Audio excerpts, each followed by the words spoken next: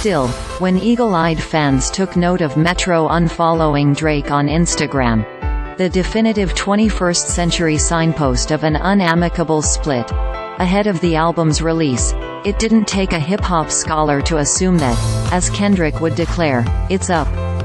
And for those wondering how a producer-rapper beef would even reasonably play out, Metro makes it clear by serving up a new creative peek on Like That, with an obscenely screwface-inducing beat sampling 3-6 Mafia's Who the Crunkest, which itself sampled 80s rap duo Rodney O and Joe Cooley, alongside Eazy-E's classic, Easy Does It, as well as a splash of Ridin' Spinners. In effect, Kendrick and Metro are following playbooks beloved by the likes of Jay-Z before them, or even Drake with Back to Back, in dissing your opponent on a song that's an undeniable banger whether people know the context or not.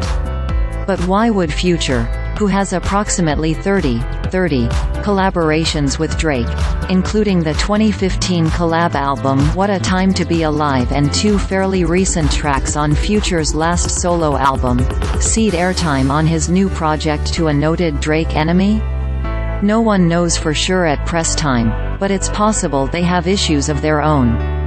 Despite their prolific collaborations, their relationship has had its rough moments from day one. Recall 2011, when an ascendant Future got an assist from Drake remixing the former's Tony Montana, only to publicly bemoan Drake refusing to do a video. And while they toured together in 2016, who can forget that time in 2013 when Future was briefly, allegedly booted off of Drake's tour for less than flattering comments about his music in an interview. Factor in the name of the album, and Future's rap on the intro about someone who's his #1 fan despite sneak dissing him on the side, and you don't need that big of a tinfoil hat to make the leap. Any opinions on the current status of Future and Drake's relationship is all baseless conjecture for now, but what is irrefutable is that rap beef is geopolitics.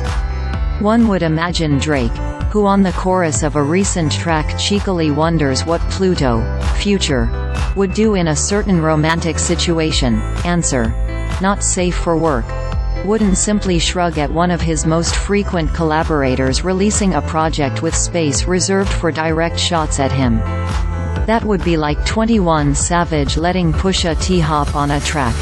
It'll be interesting to see how this all unfolds, but while it's understandably taking up a lot of oxygen on the timeline right now, one thing we shouldn't lose sight of is that We Don't Trust You is, quite simply, incredible.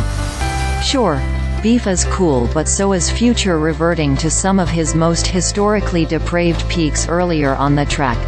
Do not listen closely if you don't want to hear specifics of the X-rated scenario that may absolve him of one of his 20-carat rings.